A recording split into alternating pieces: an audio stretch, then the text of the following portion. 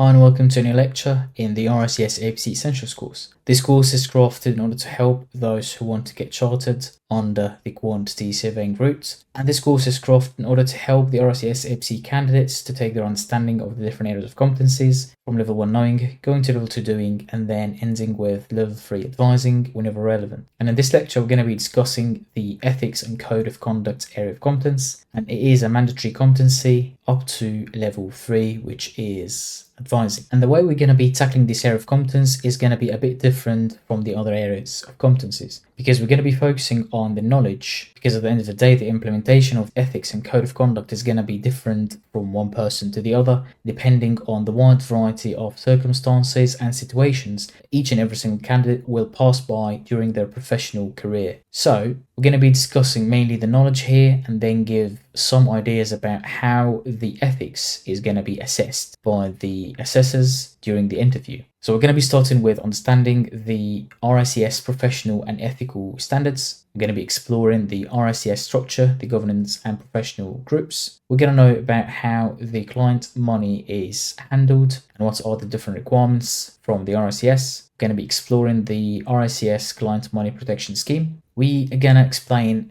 the key insurance requirements for the RICS firms, taking into account the professional indemnity insurance. We're going to understand the different types of the conflict of interests and how we can deal with the complaints that might arise from these conflicts. We're going to learn more about the ethical decision making and how we can use the RICS 6-step decision tree to make educated and ethical decisions. We're going to review the anti-bribery and anti-money laundering obligations by the RICS members and the RICS regulated firms. We're going to be exploring the disciplinary actions and the regulatory compliance. And not forgetting to mention that we're going to be discussing throughout the lecture the different rules for the RICS members as well as the RICS regulated firms.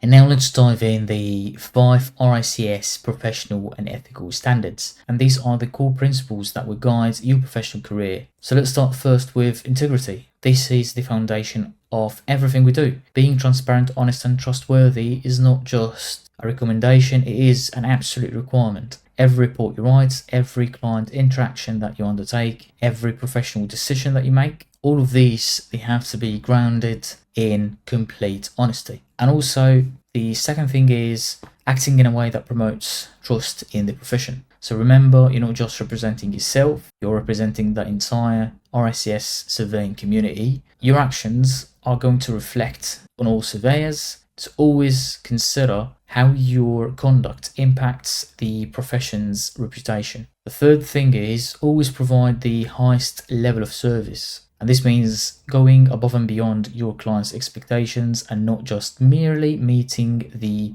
minimum requirements. You will have to consistently exceed the client's expectations and delivering a thorough and a valuable professional advice. And the fourth aspect is treating people with respect. And this applies to everyone, the colleagues, the clients, the supporting staff, the competitors, in addition to all the stakeholders for the different projects that you're working on. Professional conduct is about maintaining dignity and creating positive interactions in all circumstances. And last but not least is taking responsibility. And whenever something goes wrong, you'll have to acknowledge it, take lessons from it, and also do your best to rectify it. Accountability is a hallmark of a true professional. These 5 standards are not just guidelines, they are the ethical compass that's going to help you to navigate through your professional career.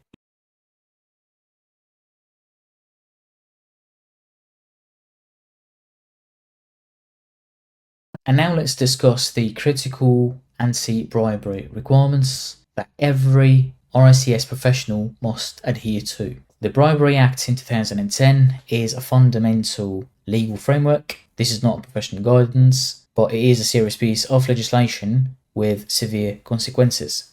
The penalties are stark, up to 10 years of imprisonment and unlimited fines.